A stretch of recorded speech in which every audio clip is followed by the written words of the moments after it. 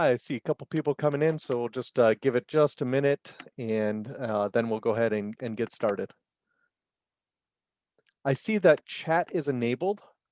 So if you wouldn't mind jumping in the chat as you come in and just letting me know um, who you are, why you're here, why you might be interested, I'd love to know that. I'm thinking we'll probably have a relatively small group today, so maybe we can have some back and forth conversation through the chat and work through things. So as you come in, if you don't mind jumping into the chat and just maybe your program and why you're interested in the challenge would be fantastic. I'd appreciate that.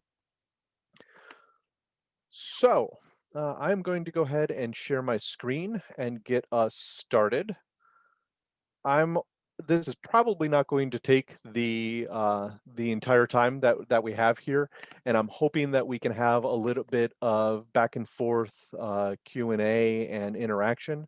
And we may also be having some Nittany AI challenge winners from the past join us. Unfortunately, there was a little bit of confusion as to the start time of this session, so they may or may not be able to join us. But I'll try to. I've heard them talk a lot of times, many of times. So I'm going to try to relay what they typically say as well, even if they're not able to show up. So let me start by saying hi. My name is Brad Zdenek.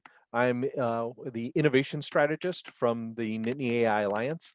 We're an organization here at Penn State, and we're focused in on providing opportunities for students at Penn State to learn about artificial intelligence, and not necessarily from the technical side. That's part of what we do, uh, but also very importantly, those individuals who are in various domains, let's say marketing, let's say business and entrepreneurship, let's say linguistics, those types of programs, education, non-technical programs who are still going to be impacted by artificial intelligence. What we do is we create opportunities for people to interact with AI, learn about it, learn about some of the ethical issues around artificial intelligence, and to gain some skill sets, to gain some understanding of the affordances of AI, what it can do within their domains, and how it might be able to help them in their careers. And very importantly, gives you some bullet points on your resumes as you go out for that job that you're looking for post graduation or those internships that you're looking for, and have that AI experience on your resume, which is a huge differentiator, regardless of what kind of program you're in. But what we're here to talk about today is the Nittany AI Challenge, which is one of those programs that we offer. Um, a little bit of context so you can understand why we do the challenge to begin with. Um, if you're on the technical side, this number should make you feel really good, especially if you've done any work in AI or machine learning to date. Right now, actually last year, there are about 144,000 AI-related job openings. It posted on various sites, on LinkedIn, Glassdoor, and the like. And there were about 26,000 people who actually identified themselves as being AI specialists. That's a pretty good job market to be in right now. And we've seen that with our alums that have moved through our programs. They're getting picked up really quick, and they're being picked up by major companies. One of the things that sends a little shudder down my spine is we've had multiple individuals now be hired prior to graduation and being told, don't even bother finishing your degree, we're going to hire you up right now. That's how competitive this job market is right now. Uh, I would never advocate that you do that because, from my perspective, if you then have to leave that company at some point, you don't have a degree behind you, which is a little scary. But that's just a kind of a sign of what the job market is like right now. But the key is those technical positions will eventually be filled. Those technical positions and that disparity between the positions and the people with the skills is going to start to go away. But one thing that is not going to go away is where the real gap is, not just in AI, machine learning skills, data science, statistics, but in the ability to apply artificial intelligence, the ability to actually use these tools and figure out how they apply to whatever domain you're in, whatever problems you're facing. You can have a great theoretical knowledge of artificial intelligence. You can understand how CNNs work and GANs work and all of that. But if you don't understand how to apply it, how to use it, you're at a disadvantage in the coming years. And the gap that we're seeing are those individuals who have the skills to apply artificial intelligence. And that's where we come in. Because what we're seeing is that by 2030, about 20 to 30% of jobs are going to be super jobs, as they're called within the field, which is a combination of technical skills and soft skills and domain-specific skills. This is that application side of things. And this comes from a large study that Deloitte did just last year. A lot of people start to do some doomsaying about AI, saying, AI is going to replace certain careers, certain jobs. I'm not in that camp, but I do strongly believe what you see on the screen right now, that AI is not going to replace a doctor, but a doctor who uses AI is going to replace one that doesn't. A editor who uses AI is going to replace one that doesn't. A teacher who uses AI is going to replace one that doesn't. Same thing with just about any type of field you can think of. Agriculture, farming. These are the types of jobs that very often you don't think about as AI. But just look at the Plant Village challenge you have here at HackPSU this weekend. Plant Village is all about using AI in agriculture, and it's making a huge change, and it's making a huge change to improve people's lives. And that's where our program comes in, the Nittany Ai Challenge. So real quick, what is it? The Nittany Ai Challenge is basically an 8-month hackathon, if you will. Essentially what we do, what you do in the 24 to 48 hours of HackPSU, and we extend it, give it some breathing space over time, and support you in doing real development from beginning to end, moving from an initial idea to building a prototype of that idea all the way through a minimal viable product of that idea. And along the way, we offer $50,000 in awards for participants. We are now, as of last year, focused in on the application of AI to improve the world. You can see the 4 pillars over there: health, education, the environment, and humanitarianism. But basically, if you're looking at using AI to improve the world for the world itself or the people or animals in it, that fits, because those buckets that I have over there are pretty big buckets. One of the first things that everybody always asks is, well, what are some examples of some of those projects? What is an AI for good project, and what do they look like? I could give you a laundry list. In fact, if you look in our Discord channel, I've got a document listed there that has probably 75 ideas to get started. But I think it's more important or more valuable to actually hear from your fellow students that have participated in the challenge and what they've done. So what I've got here is a real quick 2-minute video that has our past participants talking in their voice, their experience, telling you about really quickly about their projects. So let's listen in.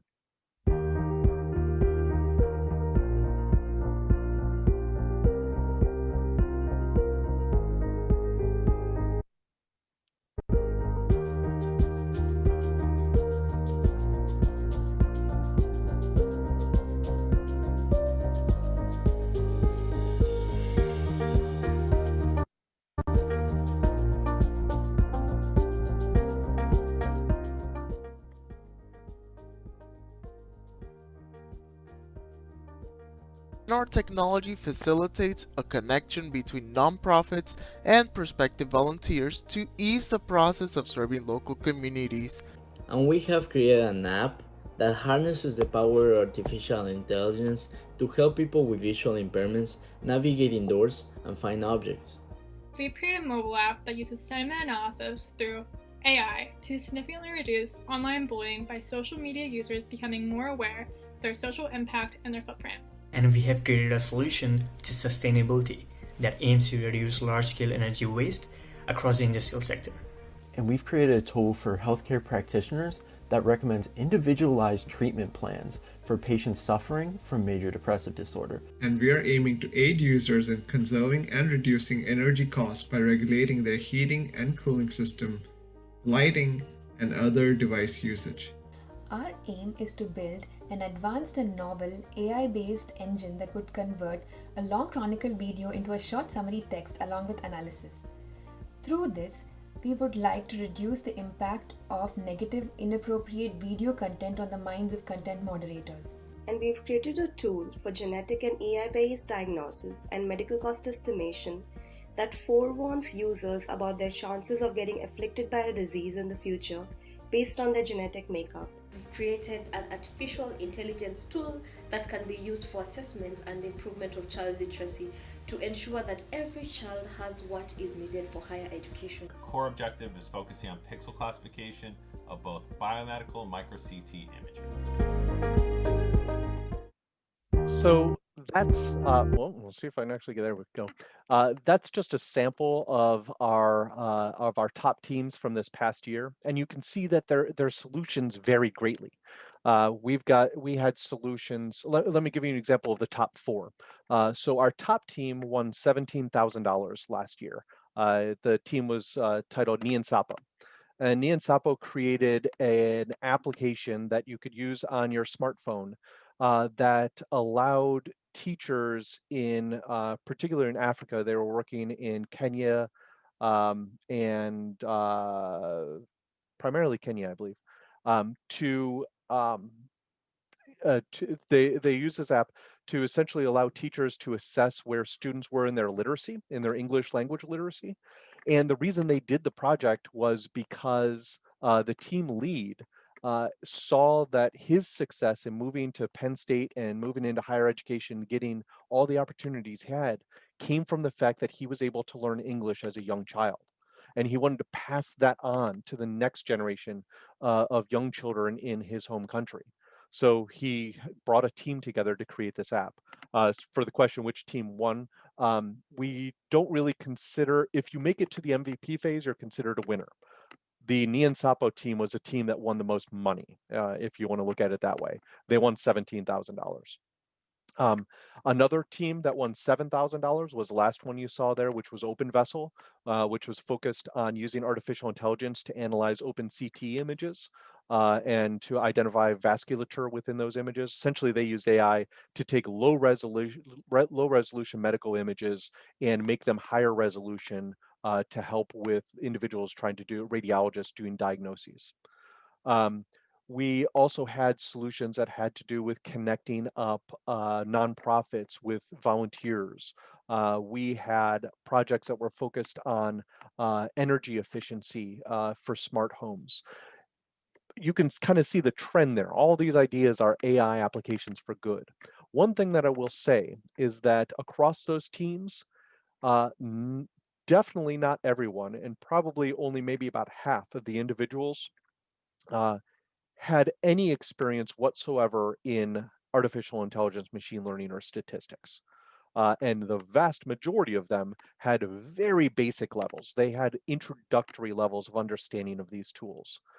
The other half of the individuals did not have technical skills at all, and they worked on other elements of the project because a good project requires customer discovery, requires understanding what the problems are, requires pitching, requires presentations, all of those types of things. So they had diverse teams that came together. And this is basically the way the process works. You can see it up on your screen here. It starts with an idea phase. January 29th of next year, we will receive all of the submissions for the Nittany Ai Challenge. Usually we get around 100 or so, and it is open to Penn State students, graduate or undergraduate, and submit in the ideas. We pick 20 of those and we say, great idea.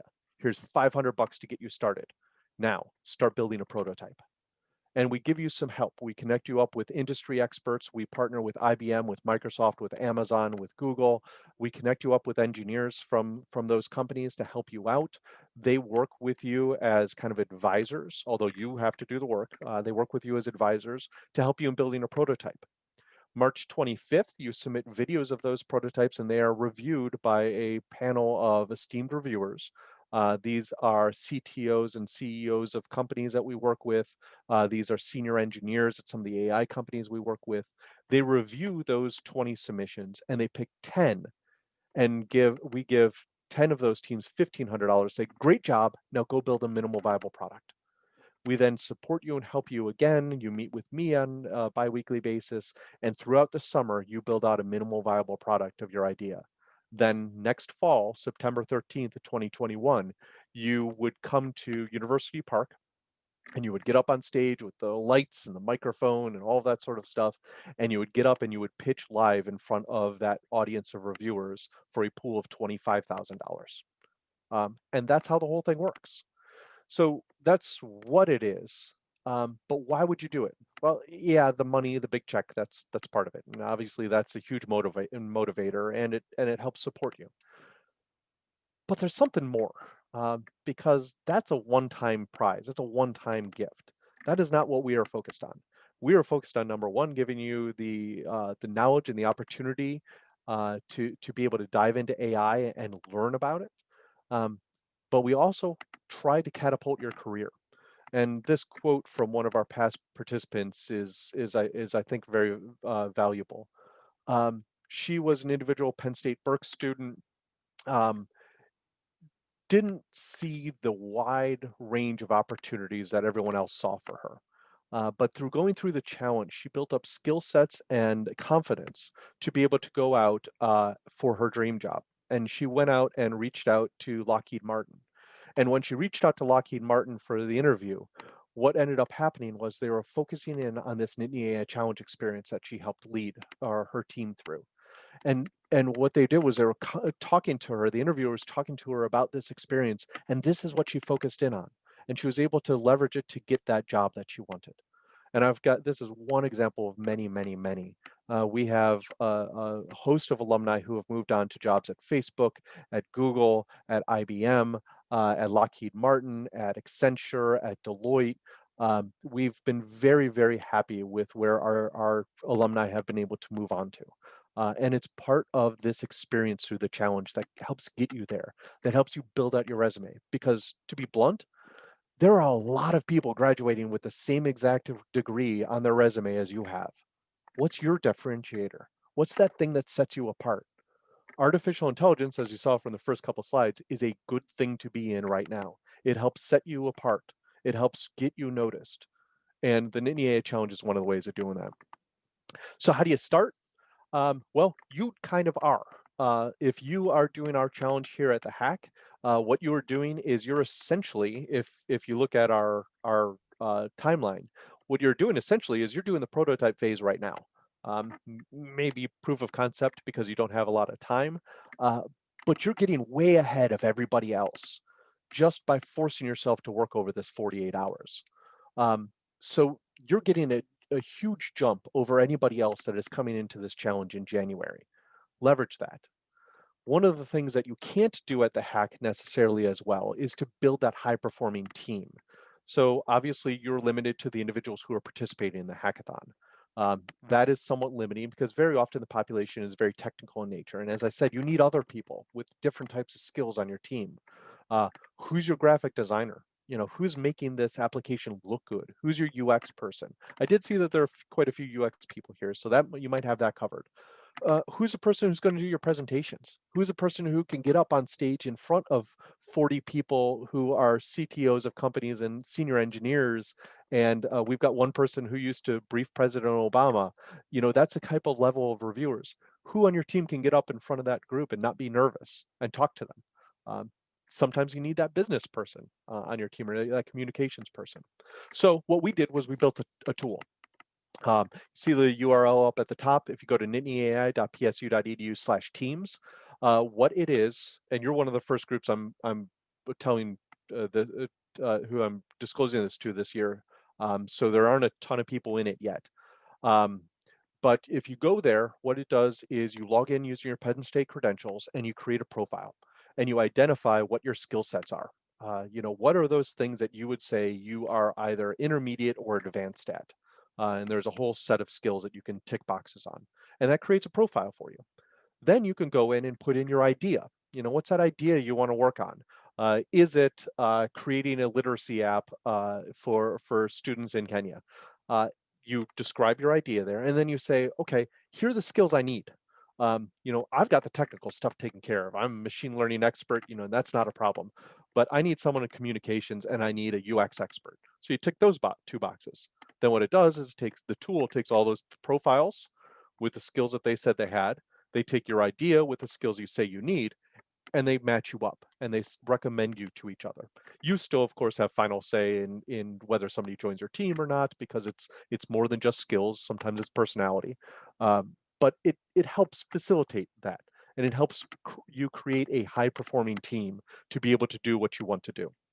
So I highly encourage you to jump into the website, go to that URL, create a profile, and throw up an idea. It doesn't have to be fully baked yet.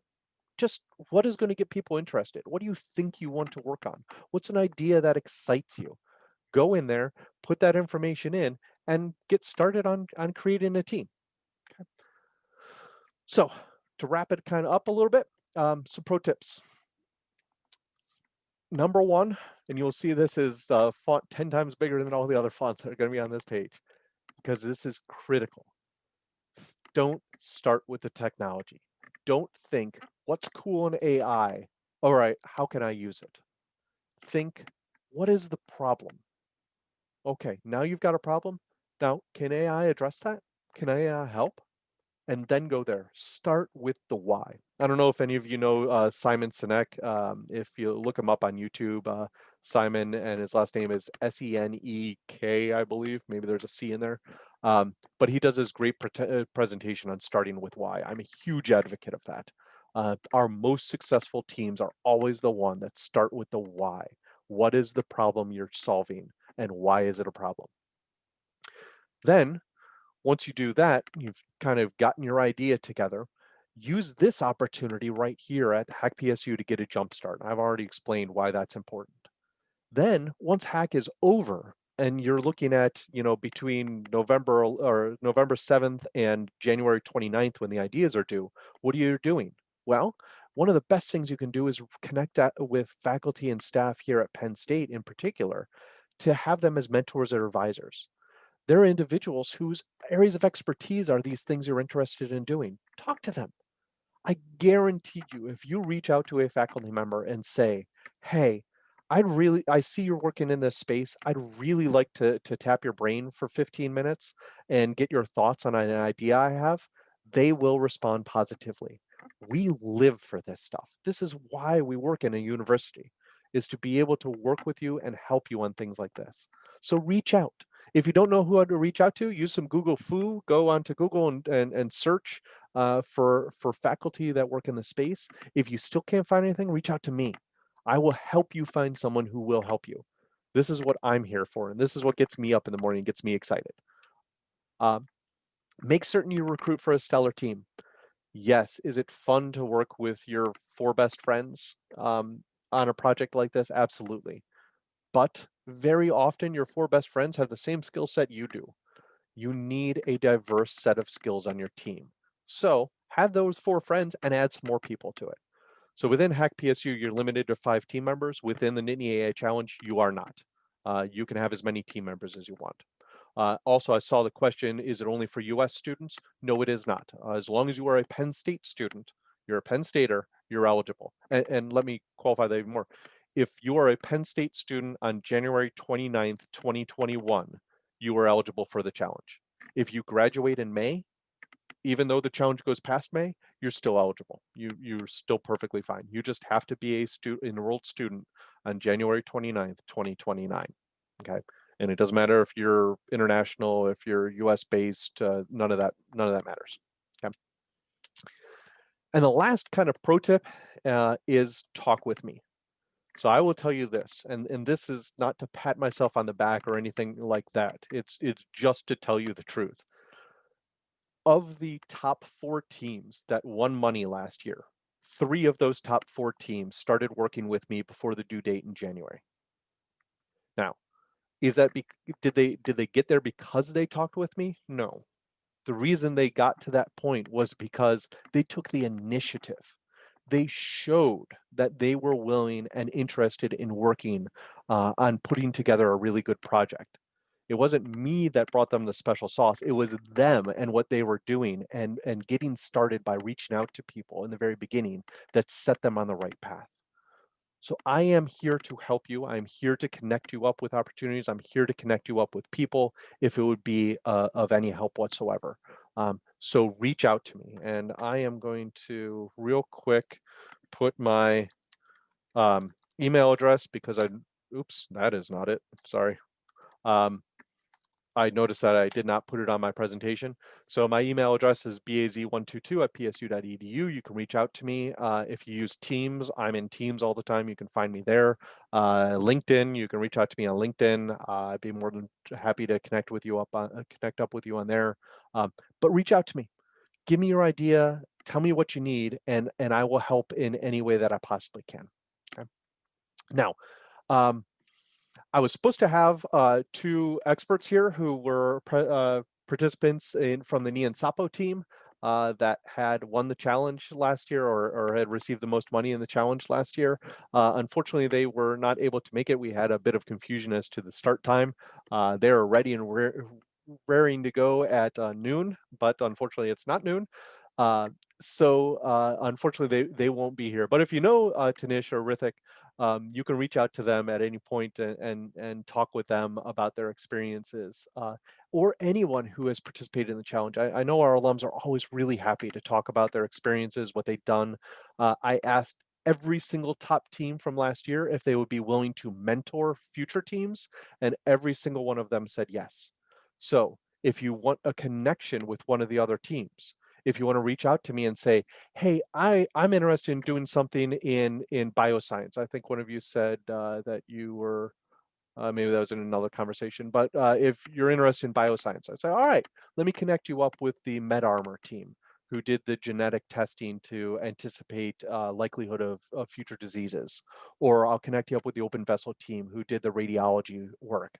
And then you can talk with them and maybe even pick up some of their team members who are still here at Penn State, or at least get some of their experience and understand what they went through.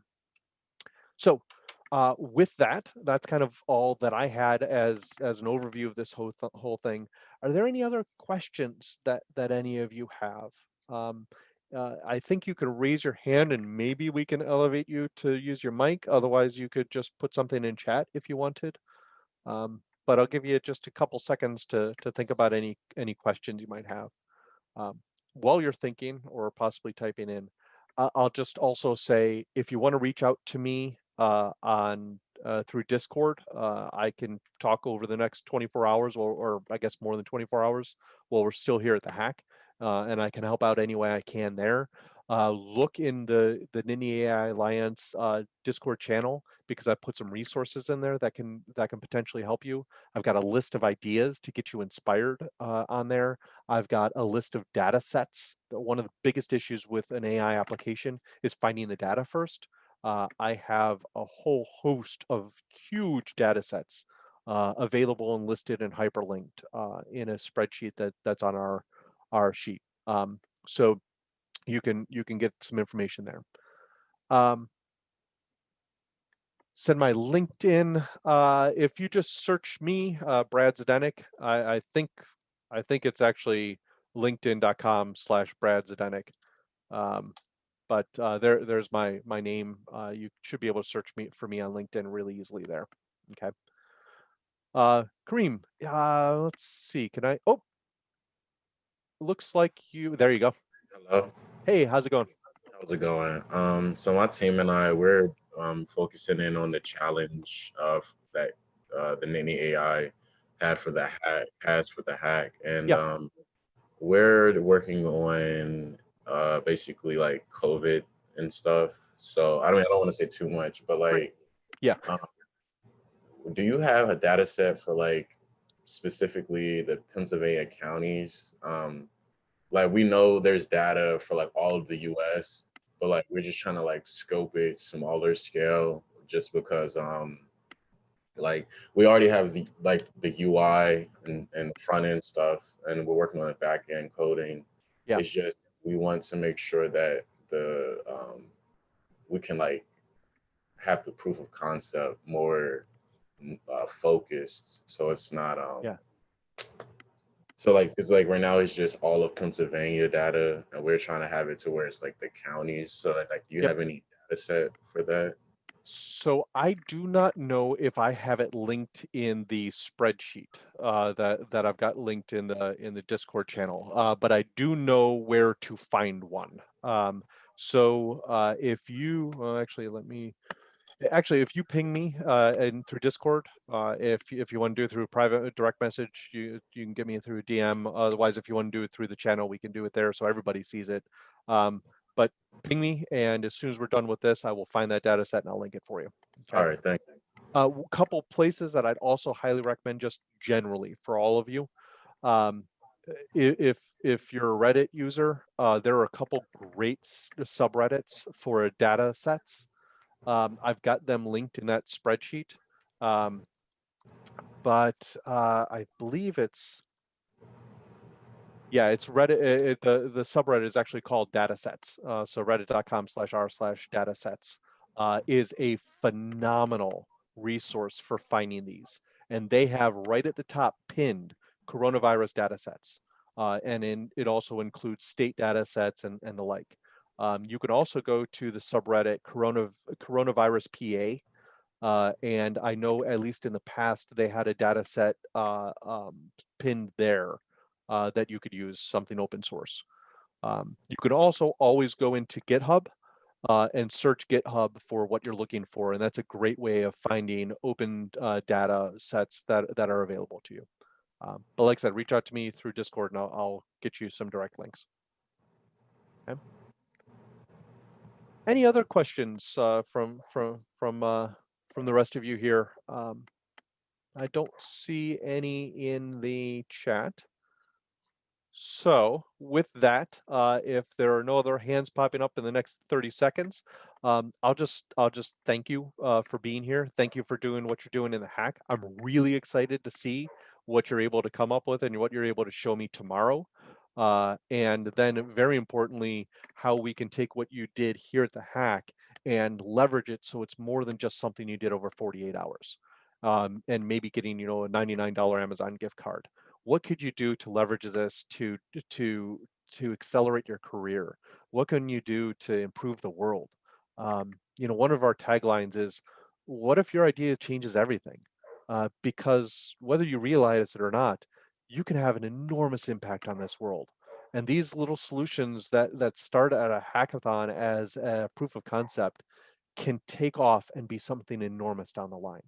So I encourage you to engage, think about this, think of how you can improve the world, and reach out to me if there's any way whatsoever that I can help you. So with that, thank you so much. Enjoy the rest of the hack. Get a little bit of sleep tonight, and hopefully I will see many of you tomorrow during the judging. Thanks. Thank you, Brad.